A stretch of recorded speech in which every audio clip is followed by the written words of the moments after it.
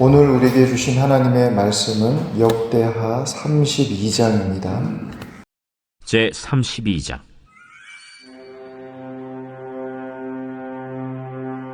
이 모든 충성된 일을 한 후에 아수르 왕 산헤립이 유다에 들어와서 견고한 성읍들을 향하여 진을 치고 쳐서 점령하고자 한지라. 히스기야가 산헤립이 예루살렘을 치러 온 것을 보고 그의 방백들과 용사들과 더불어 의논하고 성 밖의 모든 물 근원을 막고자 하며 그들이 돕더라. 이에 백성이 많이 모여 모든 물 근원과 땅으로 흘러가는 시내를 막고 이르되, 어찌 아수르 왕들이 와서 많은 물을 얻게 하리요? 히스기야가 힘을 내어 무너진 모든 성벽을 보수하되 망대까지 높이 쌓고 또 외성을 쌓고 다윗성의 밀로를 견고하게 하고 모기와 방패를 많이 만들고 군대 지휘관들을 세워 백성을 거느리게 하고 성문 광장에서 자기 앞에 무리를 모으고 말로 위로하여 이르되, 너희는 마음을 강하게 하며 담대히 하고 아수르 왕과 그를 따르는 온 무리로 말미암아 두려워하지 말며 놀라지 말라. 우리와 함께하시는 이가 그와 함께하는 자보다 크니 그와 함께하는 자는 육신의 팔이요 우리와 함께하시는 이는 우리의 하나님 여호와시라. 반드시 우리를 도우시고 우리를 대신하여 싸우시리라 하매 백성이 유다 왕 히스기야의 말로 말미암아 안심하니라. 그 후에 아수르 왕 산헤립이 그의 온 군대를 거느리고 라기스를 치며 그의 신하들을 예루살렘에 보내어 유다 왕 히스기야와 예루살렘에 있는 유다 무리에게 말하여 이르기를, 아수르 왕 산헤립은 이같이 말하노라. 너희가 예루살렘에 에워싸여 있으면서 무엇을 의뢰하느냐? 히스기야가 너희를 꾀어 이르기를 우리 하나님 여호와께서 우리를 아수르 왕의 손에서 건져내시리라 하거니와 이 어찌 너희를 주림과 목마름으로 죽게 함이 아니냐? 이 히스기야가 여호와의 산당들과 제단들을 제거하여 버리고 유다와 예루살렘에 명령하여 이르기를 너희는 다만 한 제단 앞에서 예배하고 그 위에 분향하라 하지 아니하였느냐? 나와 내 조상들이 이방 모든 백성들에게 행한 것을 너희가 알지 못하느냐? 모든 나라의 신들이 능히 그들의 땅을 내 손에서 건져낼 수 있었느냐? 내 조상들이 진멸한 모든 나라의 그 모든 신들 중에 누가 능히 그의 백성을 내 손에서 건져내었기에 너희 하나님이 능히 너희를 내 손에서 건지겠느냐? 그런즉 이와 같이 너희는 히스기야에게 속지 말라. 꾀임을 받지 말라. 그를 믿지도 말라. 어떤 백성이나 어떤 나라의 신도 능히 자기의 백성을 나의 손과 나의 조상들의 손에서 건져내지 못하였나니 하물며 너희 하나님이 너희를 내 손에서 건져내겠느냐? 산헤립의 신하들도 더욱 여호와 하나님과 그의 종 히스기야를 비방하였으며 산헤립이 또 편지를 써보내어 이스라엘 하나님 여호와를 욕하고 비방하여 이르기를, 모든 나라의 신들이 그들의 백성을 내 손에서 구원하여 내지 못한 것 같이 히스기야의 신들도 그의 백성을 내 손에서 구원하여 내지 못하리라. 산헤립의 신하가 유다 방언으로 크게 소리질러 예루살렘 성 위에 있는 백성을 놀라게 하고 괴롭게 하여 그 성을 점령하려 하였는데 그들이 예루살렘의 하나님을 비방하기를 사람의 손으로 지은 세상 사람의 신들을 비방하듯 하였더라. 이러므로 히스기야 왕이 아모스의 아들 선지자 이사야와 더불어 하늘을 향하여 부르짖어 기도하였더니 여호와께서 한 천사를 보내어 아수르 왕의 진영에서 모든 큰 용사와 대장과 지휘관들을 멸하신지라. 아수르 왕의 낯이 뜨거워 그의 고국으로 돌아갔더니 그의 시내 전에 들어갔을 때 그의 몸에서 난 자들이 거기서 칼로 죽였더라. 이와 같이 여호와께서 히스기야와 예루살렘 주민을 아수르 왕 산헤립의 손과 모든 적국의 손에서 구원하여 내사 사면으로 보호하시매 여러 사람이 예물을 가지고 예루살렘에 와서 여호와께 드리고 또 보물을 유다 왕 히스기야에게 드린지라. 이후부터 히스기야가 모든 나라의 눈에 존귀하게 되었더라. 그때 히스기야가 병들어 죽게 되었으므로 여호와께 기도하매 여호와께서 그에게 대답하시고 또 이적을 보이셨으나 히스기야가 마음이 교만하여 그 받은 은혜를 보답하지 아니하므로 진노가 그와 유다와 예루살렘에 내리게 되었더니 히스기야가 마음의 교만함을 뉘우치고 예루살렘 주민들도 그와 같이 하였으므로 여호와의 진노가 히스기야의 생전에는 그들에게 내리지 아니하니라. 히스기야가 부와 영광이 지극한지라.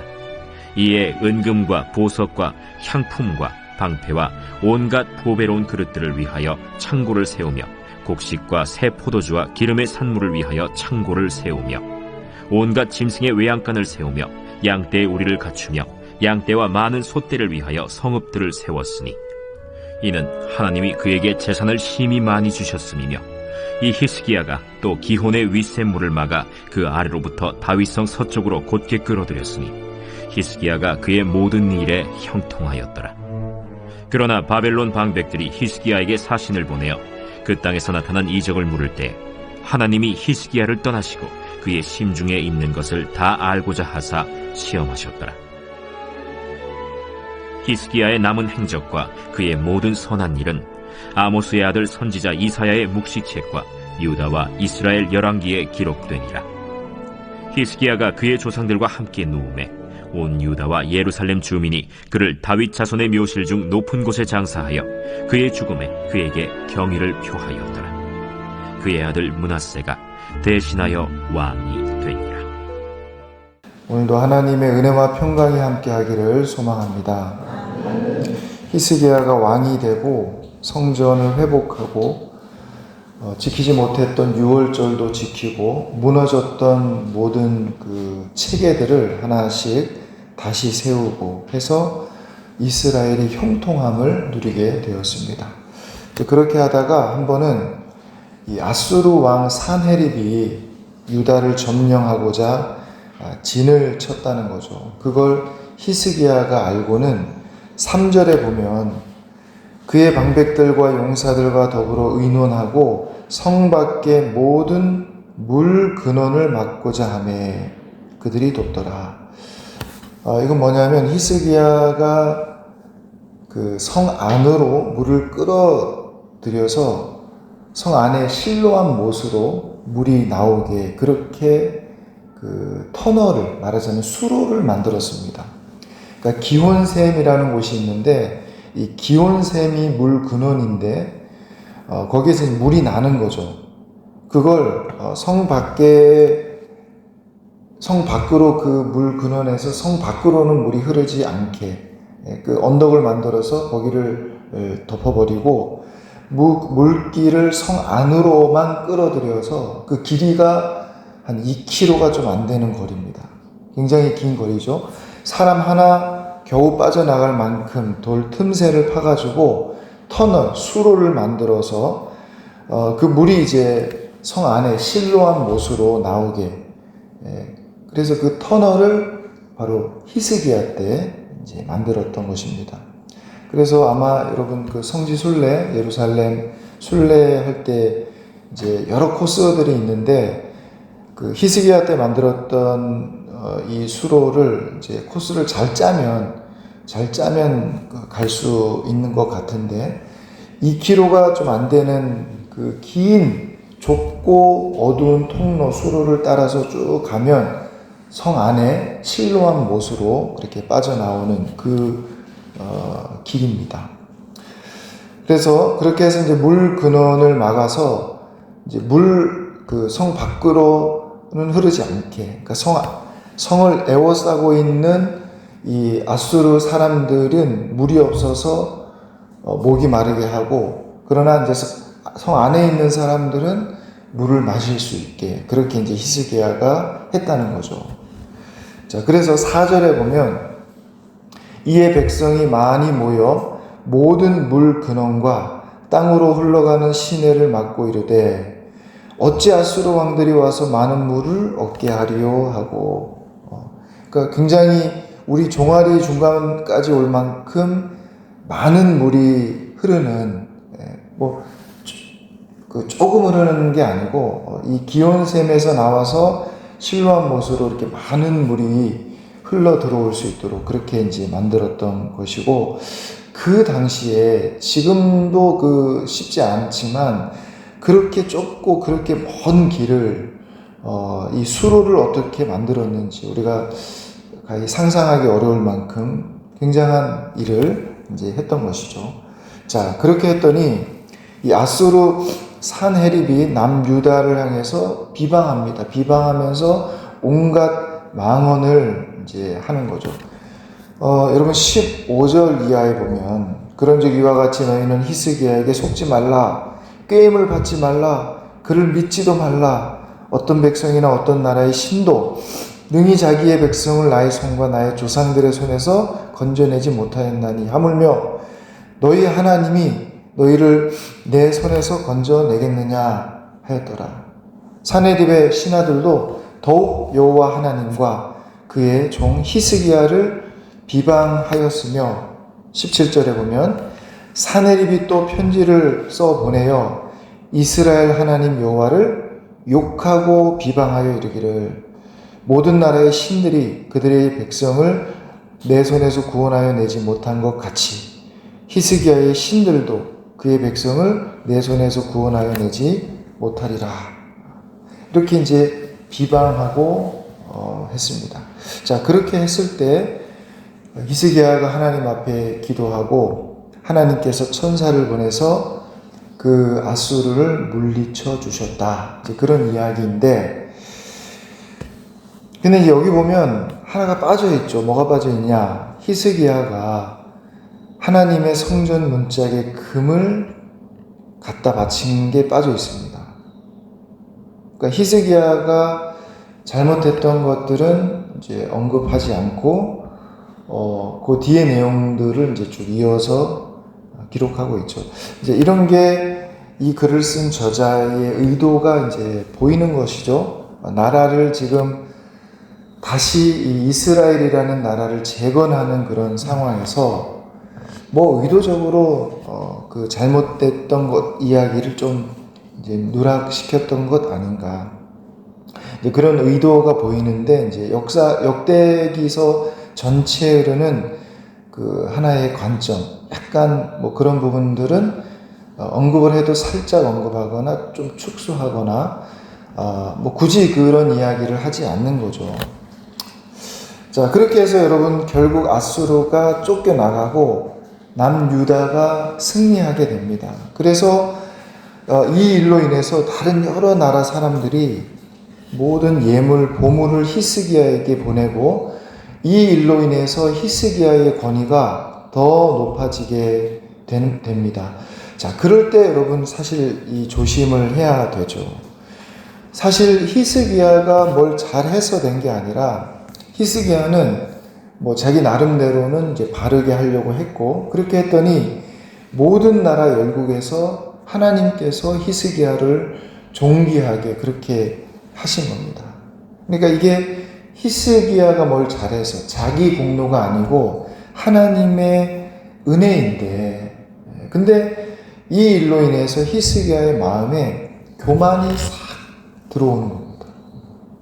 그래서 여러분 24절에 보면 그때에 히스기야가 병들어 죽게 되었으므로 여호와께 기도하며, 그러니까 이것도 히스기야가 왜 병들어 죽게 되었는지 갑자기 그 이유가 안 나오죠. 그게 이제 성전의 모든 금까지 다 갖다 바치는 그런 상황들이 있었습니다. 있고, 그리고 기도했고, 또 하나님께서 이스라엘을 이기게 해주셨고, 그 일 후에 히스기야가 병들어 죽게 되었는데 또다시 하나님께 기도하며 여호와께서 그에게 대답하시고 또 이적을 보이셨으나 25절에 보면 히스기야가 마음이 교만하여 그 받은 은혜를 보답하지 아니하므로 진노가 그와 유다와 예루살렘에 내리게 되었다. 그러니까 여기도 보면 히스기야가 잘못한 것을 막 아주 낱낱이 그렇게 말하지는 않고 살짝 언급만 하는 거죠. 언급만 하고 지나갑니다. 히스기야가 마음이 좀 교만해졌다는 것입니다. 마음이 교만하여 그 받은 은혜를 보답하지 아니했다. 우리가 이제 하나님의 은혜를 보답하지 않고 거기에 보답하지 않는 것이 그게 이제 교만이라는 것입니다.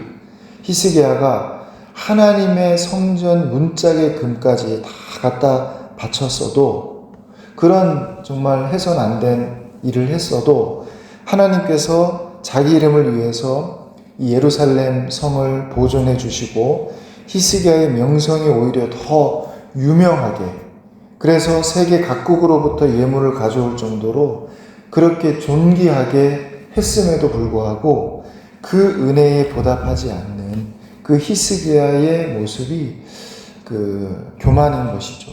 자, 그렇게 했더니 하나님의 진노가 25절 후반부에 보면 하나님의 진노가 그와 유다와 예루살렘에 내리게 되었더니 히스기야가 마음의 교만함을 뉘우치고 예루살렘 주민들도 그와 같이 하였으므로 여호와의 진노가 히스기야의 생전에는 그들에게 내리지 아니하니라.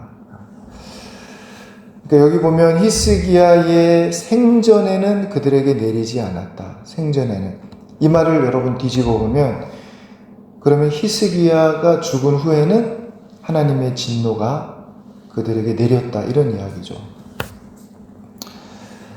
사실 그때 히스기야가 두 가지 큰 실수를 했습니다.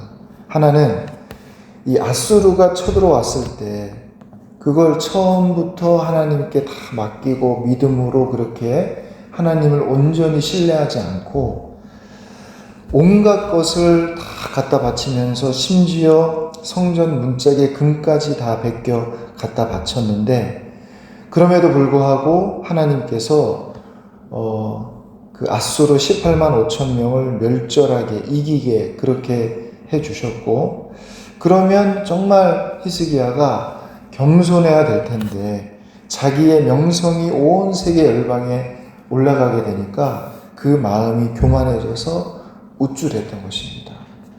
또 하나의 실수는 그때 그 교만함으로 죽을 뻔했을 때 히스기야가 기도했고 그의 수명이 15년 연장이 되는데 그 어간에, 그 기간에 이전에 뭔가 하여튼 자세하게 나오진 않지만 뭔가 꺼림바 되어서 버렸던 여자가 있습니다. 그 헵시바라는 그 여자를 그 기간에 다시 받아들여가지고 그 헵시바와의 사이에서 태어난 아들이 바로 므낫세라는 아들이 태어나게 되는 것이죠. 이 므낫세로 인해서 역사가 다시, 이스라엘의 역사가 돌이킬 수 없는 그런 운명을 맞이하게 되는, 이게 아마 히스기야에게 가장 치명적인 그런 실수였다고 봅니다.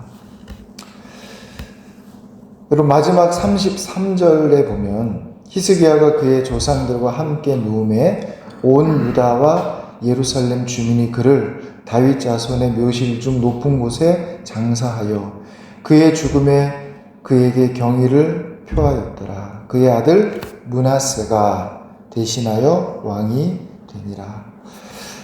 이 남유다의 운명이 므낫세 시대를 맞이하면서 다시 돌이킬 수 없는 어떤 한계를 넘어서게 됩니다. 히스기야가 여러분 처음에는 잘했죠. 성전도 무너졌던 성전도 다시 열고 유월절도 지키고 모든 체계도 다시 세우고 잘했는데 갈수록 끝이 좋지 않은 겁니다. 안타까운 것이죠. 이런 경우가 많습니다. 젊을 때는 신앙생활 잘 하다가 끝에 나이가 들면서 점점점 좋지 않아지는 그런 경우들이 있습니다. 특히 남쪽 유다 왕실에 그런 경우가 많죠. 요아스도 그렇고 아마샤도 그렇고 우시야도 그렇고 여기 지금 히스기야도 좀 그런 케이스고, 대부분 젊어서는 잘했습니다. 다윗도 솔로몬도 그렇죠.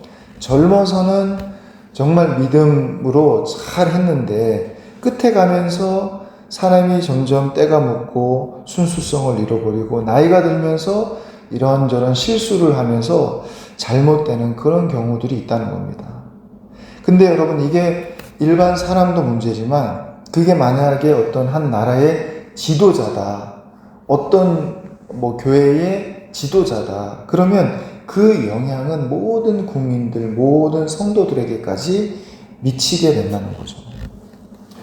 여러분, 이 역대기 저자는 이런 히스기야의 잘못에 대해서 뭐 일부러 그렇게 크게 막 부각하고 그렇게 하지 않지만은 우리가 이런 부분까지도 잘 살펴서 우리 자신이 그렇게 되지 않도록 일평생 한결같이 우리가 신앙생활 할 수 있도록 그렇게 일단은 먼저 우리 자신을 잘 살펴야 되겠지만, 특히 여러분 모든 지도자들을 위해서, 나라의 지도자뿐만 아니라 교회의 지도자, 모든 우리 지도자를 위해서 이 교회나 지역사회, 나라에 이르기까지 처음에 잘했다가도 나중에 잘못하는 그런 사람들이 되지 않도록 우리가 여러분 자신과 특히 지도자들을 위해서 우리가 또 새벽에 함께 기도할 수 있는 그런 저와 여러분 될 수 있기를 간절히 소망합니다.